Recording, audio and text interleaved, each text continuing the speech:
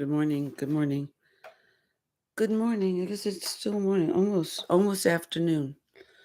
Okay, good. It's daylight and we get so much nice natural light. We even have more natural light that we haven't accessed until we take off our ceiling, our regular ceiling.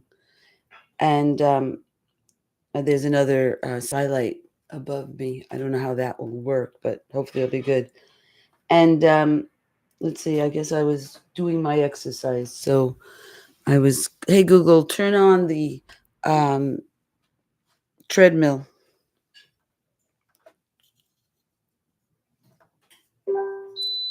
Thank you. Thank you. Thank you. All right, then I go boom. All right, here I go. All right, here I go. All right, good morning, good morning, good afternoon. Oh, good, happy Easter, happy Passover. So, okay, Passover. I was raised Jewish. And in New York City and Queens. And so I was just thinking about Passover because we want to pass over. We need to, what I said the title was, when we're in emergency, all we talk about is the emergency.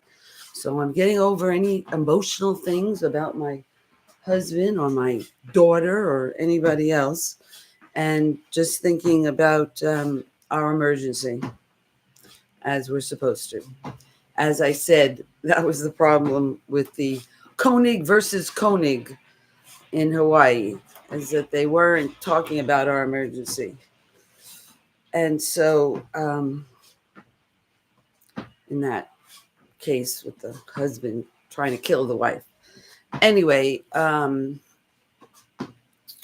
else? So, okay, so I guess I'm supposed to put this towards me. All right, good. Anyway, and so here I am walking. So thank you for being here. And I love how my room looks. There's some art that my daughter and my son, our daughter and son, did on the left there.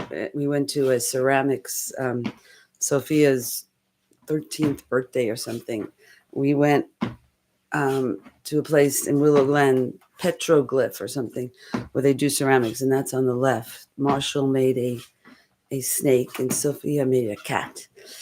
Anyway, that's that. And okay, so anyway, getting back to our emergency is all we're supposed to talk about. Okay, good. So today we were listening to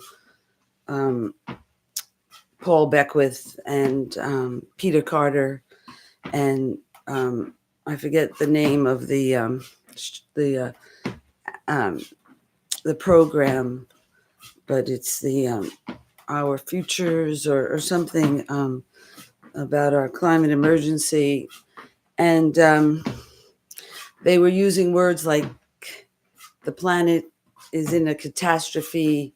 It's, there's some really bad words. So, and then Cougar, said it's not the planet. The planet will be okay. The planet has been 10 degrees C. It's us and our lifestyle, of course, and even us, period. Because, like yesterday or so, there was the news that what is it called? The beautiful birds in Europe. I can't remember them. They've got a big orange beak or something, and they are anyway, a lot of die off of those birds.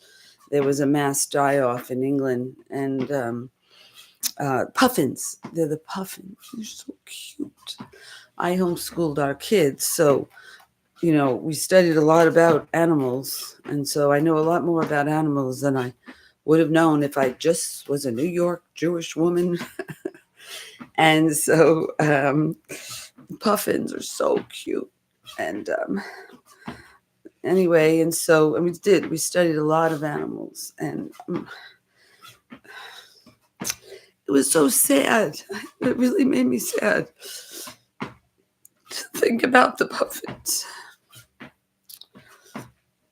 And there was just a big die off, and they said it was because of the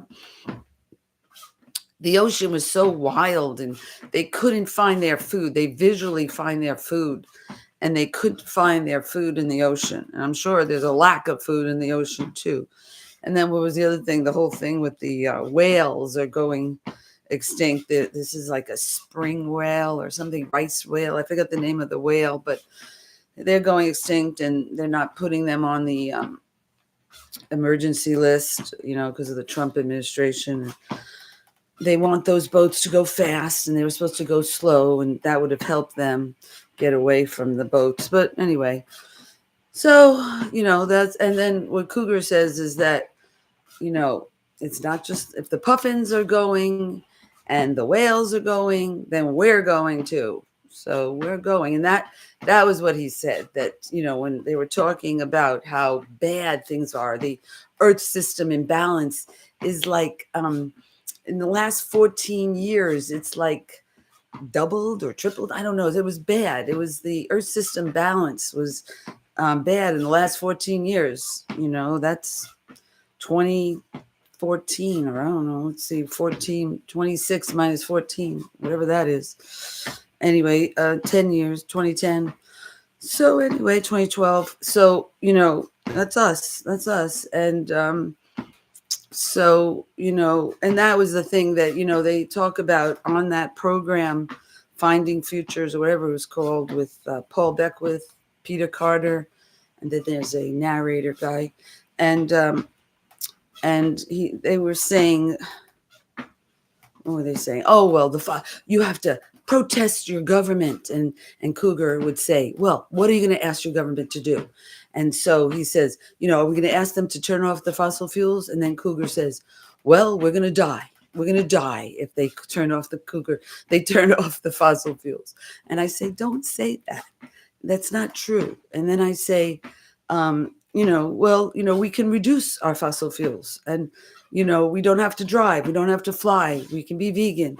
He says that's not enough. Okay, fine. That's true. Right. And then we have to, so then it's like growing our own food. And so here I go. I don't know if this is working, but anyway, so growing our own food.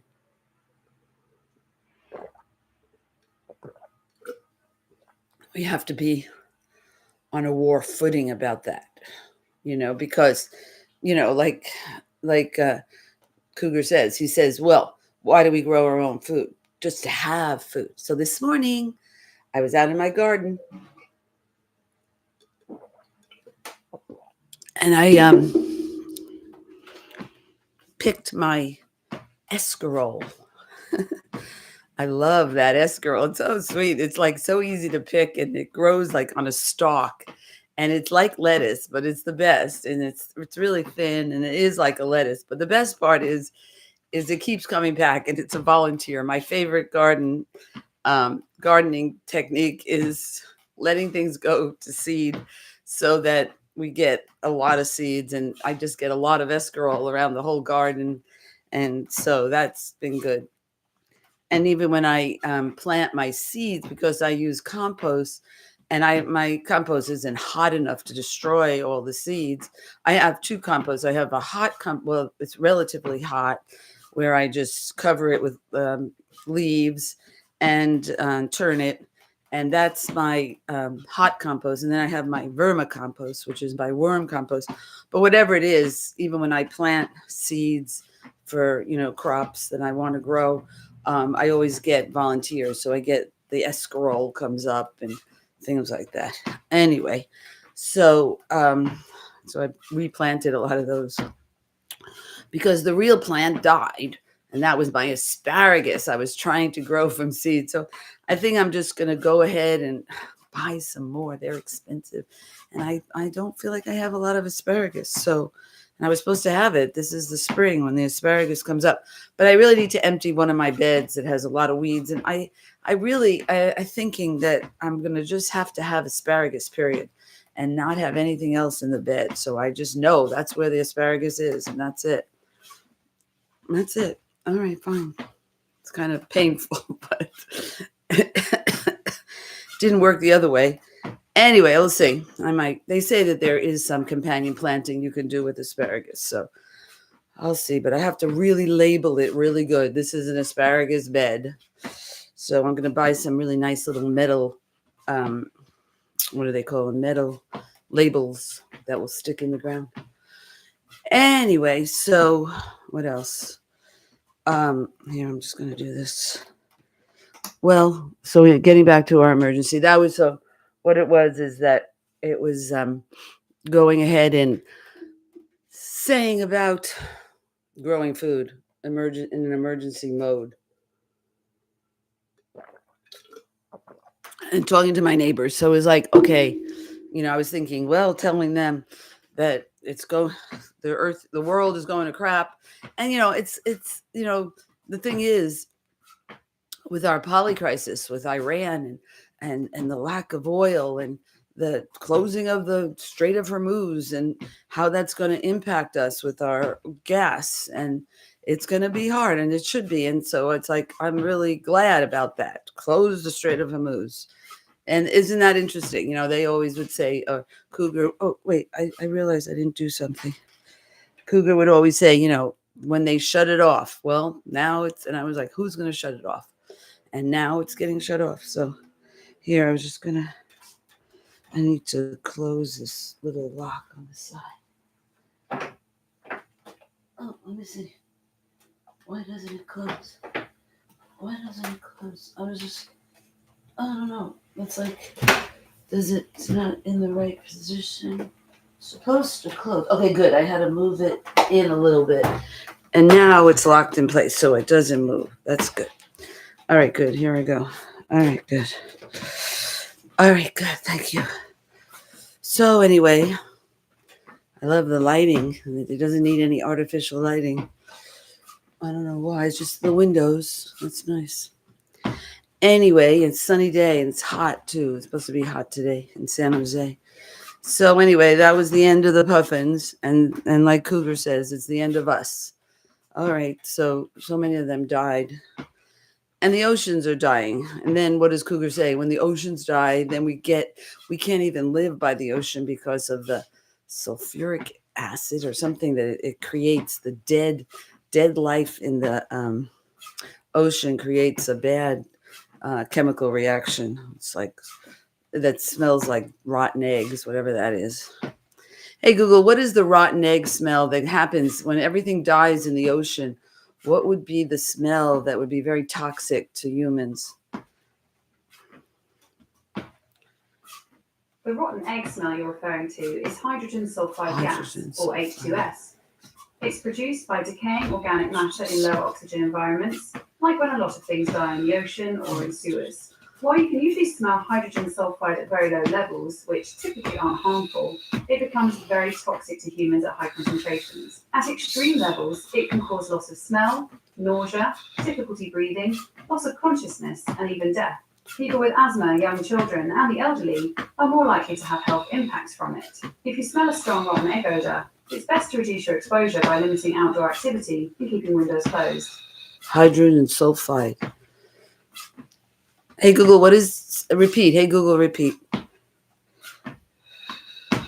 The rotten egg smell you're referring to is hydrogen sulfide gas, or H2S. It's produced by decaying organic matter in low oxygen environments, like when a lot of things die in the ocean. Hydrogen sulfide gas. While you can usually smell hydrogen sulfide at very low levels, which typically aren't harmful, it becomes very toxic to humans at high concentrations. At extreme levels, it can cause loss of smell, nausea, difficulty breathing, loss of consciousness, and even death. People with asthma, young children, and the elderly are more likely to have health impacts from it. If you smell a strong rotten egg odor, it's best to reduce your exposure by limiting outdoor activity and keeping windows closed. Well, and that was the problem. There was in San Jose, there was a person who died because they had an electric bike and they were charging their lithium-ion battery, or lithium-ion, whatever it was, the lithium battery. And I guess it like broke or something. There was some damage to it, and it went into a fire mode. And there were two people in the apartment, and one person ran out and he lived. The other person tried to put out the fire, and he died because there's a lot of he was exposed to a lot of the gases that come out of the lithium battery, and so he breathed that. I think it was carbon monoxide plus other chemicals. There's just a stew of chemicals in the batteries, and when they went on fire, they're being they're coming into the air, and then we breathed it. Anyway, he died, the kid or the person who tried to put out the fire. So the rule is get away from lithium batteries that are, if it's on fire, get away. Anyway, so then there was that other story of somebody died in a Tesla. Well, it was like, no, the Tesla was on a autopilot, and it ran into a tree on autopilot. So don't run your autopilot. And then it went on fire or whatever. And then the doors couldn't open. Nobody could get the people out because the doors wouldn't open. That's so bad. Okay, forget the Tesla then. It's not good. Yeah, that's not good. All right. So anyway, my son is trying to get an electric car, I hope. But now he's saying, it's just so expensive, the insurance, because they live in San Francisco, and he's 26 and almost 26. And so he's having trouble. Well, he says the insurance is too high, but, the gas is too high. So, we'll see. Hopefully I can convince him to go an EV. Anyway, so getting back to our emergency. Okay, so they basically Finding Futures or whatever that program is with Paul Beckwith and Peter Carter. And, Peter Carter is saying, contact your government and complain to them or whatever. And Cougar says, what are you going to say? Okay. And then I say, forget it. That's a waste of time because we're out of time. And if we, have to start growing food, that's all we can do. And it's hard. It's not easy to grow food. And well, it's not easy, but it's a lot of fun. I mean, it's good. It's nice. They say it really is good for your health to work in the dirt, and we need to compost, and we need to keep, what is it? We need to live our lives like plants, where all our needs are met in one place. We need to live our lives like plants, where all our needs are met in one place, is what Alrie Middlebrook would say from Middlebrook Gardens, Native Gardens. And so, yeah, and that's the same thing I've been saying, which is, that we need to live without fossil fuels, and all our needs are met by ourselves and our neighbors. I'll repeat that. Living without fossil fuels, where all our needs are met by ourselves and our neighbors. So, and that was something,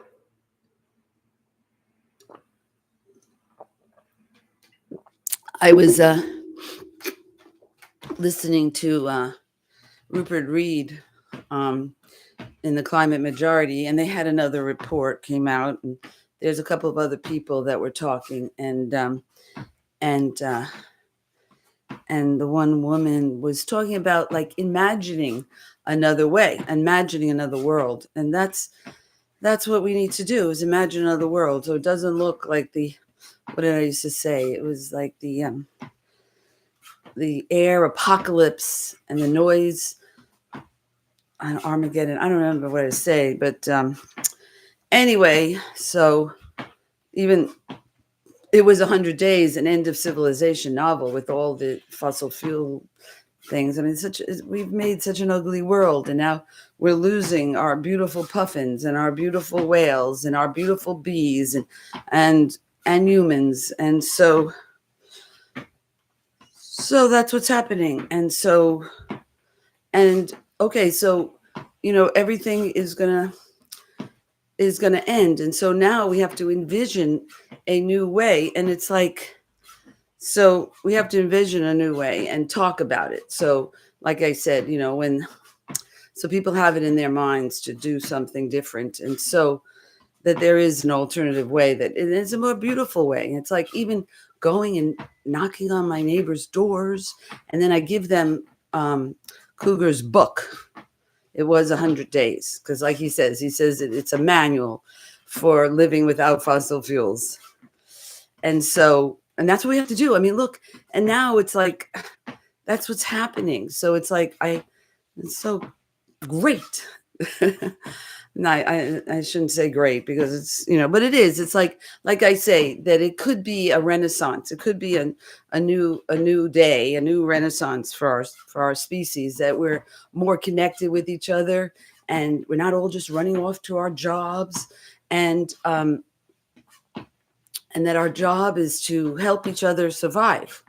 And that's so much nicer, to grow food, to have dinners together and community together. So, and it's like, you don't have to fly and drive to see each other, where your neighbors are, that's why I say that those are the best neighbors, best people, because you don't have to use fossil fuels to see them. And so that's it. That's what we have. And it's nice. And so, yeah, so that was that.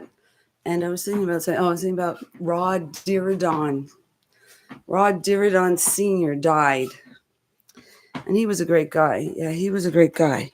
And Marshall said that he was at San Jose State, where Marshall graduated, but he was there, something to do maybe with his work, and as working with an ambulance company as leadership. Anyway, he was there, and Rod Diridon was talking, and he said he was a doomer. Rod Diridon was a doomer. And he is. I mean, he, like I said, I've told you that before, that I met him in 2018, originally met him when we were protesting in front of City Hall. Andrew Boone and I, my friend Andrew Boone, I met, he's 40 something. And I met him at Bike Party, maybe in 2014 or something, way back. And he had a label on his bike that says, what does his label say? He says, I vote, I bike, I walk, I vote, something like that. I bike, I walk, I vote, something like that. I walk, I bike, I vote. And so it's all about making our cities more bike and pedestrian friendly. So we became friends, and he even rented an apartment for a short time from us, and now he lives in Oakland. But Andrew Boone and I, when he was living here, I guess he was down at City Hall, and he comes home, he says, there's somebody protesting, and we got to go. So we both went downtown with his signs and me and my signs or whatever. And there was a woman, her name is Deanna Parsane or something. She's married to an Indian guy. She's a white woman.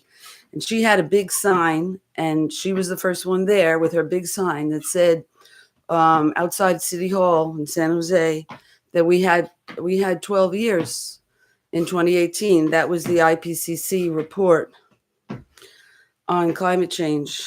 And it said in 2018, that was the 1.5.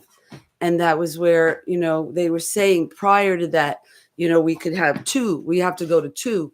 Well, the low-lying nations demanded that they look at the impacts of 1.5 because they knew that it was going to be bad. And so they did another report, which was the 1.5 report, special report. It was a special report in 2018.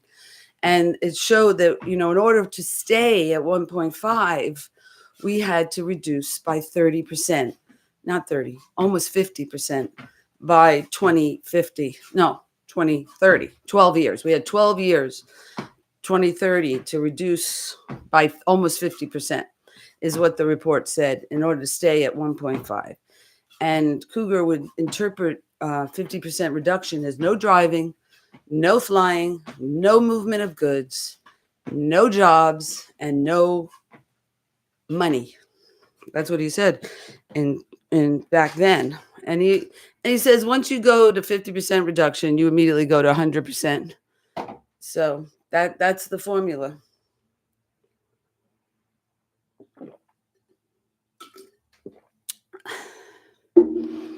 And what's interesting, of course, is that the world is, what is it? The Cougar always says, we won't stop burning fossil fuels because otherwise we die. And I say, well, and then he goes on to say, but it doesn't mean it won't stop. And it will stop. And we see that, with what's happening, the war in Iran, the end of fossil fuels. And so, that's that. And so and the end of jobs. I mean, everything's going to be so much more expensive, and there'll be cutbacks in our jobs. And then, of course, the AI is bringing the end of jobs, so that's not a concurrency, but it's a polycrisis that's bringing the end of jobs, right. We're not going to choose it. We're not going to stop burning fossil fuels, he says. But I keep saying is that we could do much better, then, yeah, water is going to be difficult, but we have to figure it out. And so now we're going to, so it was like, how are we going to figure out the water? Cougar says you have to get your city to make sure that they're going to keep, even under the emergency, that they're going to keep the water flowing. I guess if we're lucky, that will happen, but the thing is that, so, well, I guess in his book, they dig a well. Yeah, that's what you're going to have to do. Anyway, but we're going to work on getting our water situation in our basement where we'll have maybe 50 gallons of city water and then have in a 50-gallon container. I guess it might be outside. Well, and then we're dealing with this nuclear fallout too. So we have to get prepared for that, where we be able to stay in the basement for 3 weeks or something when you have a nuclear exchange. So there's another problem we're having. Anyway, so getting water into the basement, I have to buy some. And so I don't like buying it in plastic, but at least I'll buy it and have it. Better than nothing. But they have like larger stainless steel containers. They're expensive, but I could buy those. And then we have to get a really good filter made out of, they call it, what do they call the filter? Charcoal. It's a charcoal filter. It's a very high filter where it really could filter out even nuclear, radiation. I don't know if it could, hopefully. So anyway, we have to finish our basement to get that safe space for ourselves that's sealed off and be able to live down there for 3 weeks or something. Anyway, so we have to do that and buy water or something. Make sure it's down there. What is it? Just even 10 gallons. That would be a gallon a day, and there's just the 2 of us. So that would be 20 gallons for 10 days. Let's see, gallon a day. 10 gallons would be 10 days. And 20 gallons would be for the both of us. It seems low, 10 or a gallon a day, but it's a start. So we don't have it down there. So we need to get that and figure out where to put it. All right, so that's that. Anything else? Oh, I don't know. So Rod Diridon. He died. He was 87. And he started public transportation to Santa Clara Valley. And he was a really great guy. So, I was telling you about meeting him. And he was, he knew Deanna, who we were protesting with, who had the first sign, who was the first one there. And there's Liz. Anyway, and so Deanna, because she owned and operated started a school for disabled, and she had a sister who was disabled. Like she was intellectually disabled. I forget what the disease was exactly, but she had a problem. And so Deanna started this school in San Jose. So she was part of the Rotary Club because she was a business person in San Jose. And Rod Diridon was like the head of the Rotary Club or something. But he definitely was on this climate. He started a climate group with the Rotary Club. So he was there and he gave us a hug when he was there, and he came to see us at the protest. And so that's where I met him. I guess he maybe hugged Deanna because he knew her, didn't necessarily hug me. But anyway, and so he said hello to me and we met, and then and he appreciated what we were doing, that we were protesting. We were wanting the city of San Jose to declare a climate emergency, which they eventually did, but doesn't mean anything changed. So, but they're doing pretty good. They're doing pretty good. I mean, city of San Jose has, renewable energy. That was Mayor Liccardo did that way back, where we have renewable energy. I mean, even with our solar, but the PG&E that we have is clean, is renewable. So that's good. So we should all live in San Jose, I guess, because it's cleaner, the electricity versus San Francisco. But anyway, I have to tell my kids that, remind them. But anyway, so where else were we? What else was I saying? Rod Diridon. Well, he died. And I wanted to get a hold of him because I had re-met him recently. I met him a couple of times after that. Well, I don't know if I did, but I did meet. I feel like I met him a couple of times. But we became friends on Facebook. We were friends on Facebook, yeah. And I don't know how that happened. But anyway, so what was the thing? Or something. I know he was on my Facebook account, something like that. Anyway, and so what was it? So but I met him again at a meeting of the it's called the what was it called? The Santa Clara Valley Pioneers of Santa Clara Valley. And I had was riding my trike to the farmers market in Willow Glen, and I passed by this historic building that's called the Roberto Adobe,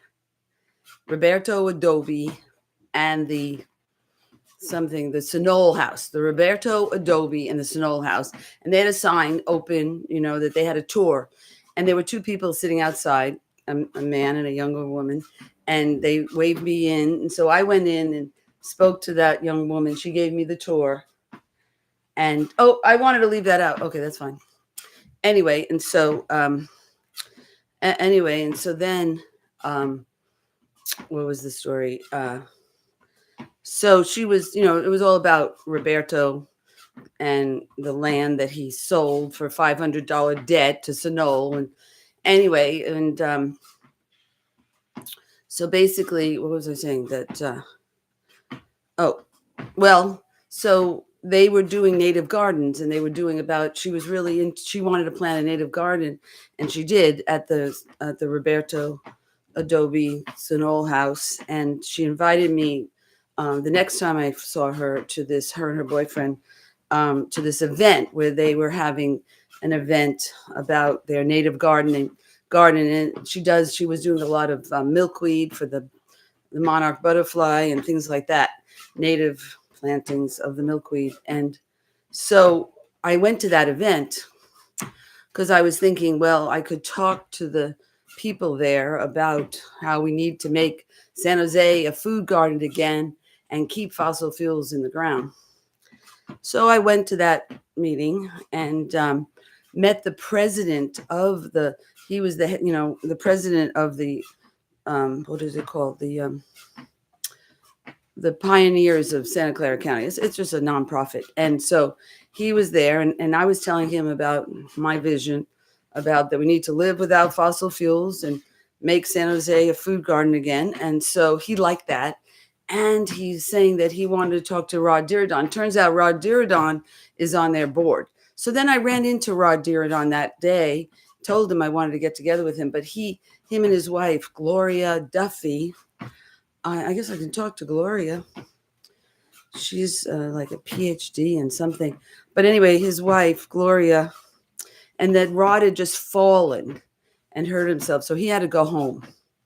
He didn't fall there, but he had to fall. And so she wanted to take care of him, and she didn't want him out much longer. And so anyway, so I didn't get to talk to him right then, but I wanted to. I was planning on talking to him about having the Rotary Club build the boxes, the raised beds in our neighborhood. Let our neighborhood be the Garden Alameda, ironically called or perfectly named, the Garden Alameda neighborhood, to become a test project for building a village of a world without fossil fuels and growing our own food. And so that's what I wanted, but I didn't get a chance to talk to him. But I'm going to talk to Deanna. I've been trying to reach her, but she doesn't call me back. So I have to keep bugging her maybe, or call Gloria Duffy, or I don't know. Oh, maybe I need to call the people who work at the go over there again. I can contact them, the pioneers of Santa Clara County. And what a perfect thing to keep ourselves going, our species going, and all the other species that are dying, like the monarch. Okay, so that basically was that. So how do? I did talk about our climate emergency, and here's 31 minutes. Okay, good. So that was good. Did something.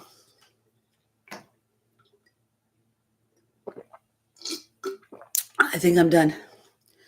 All right.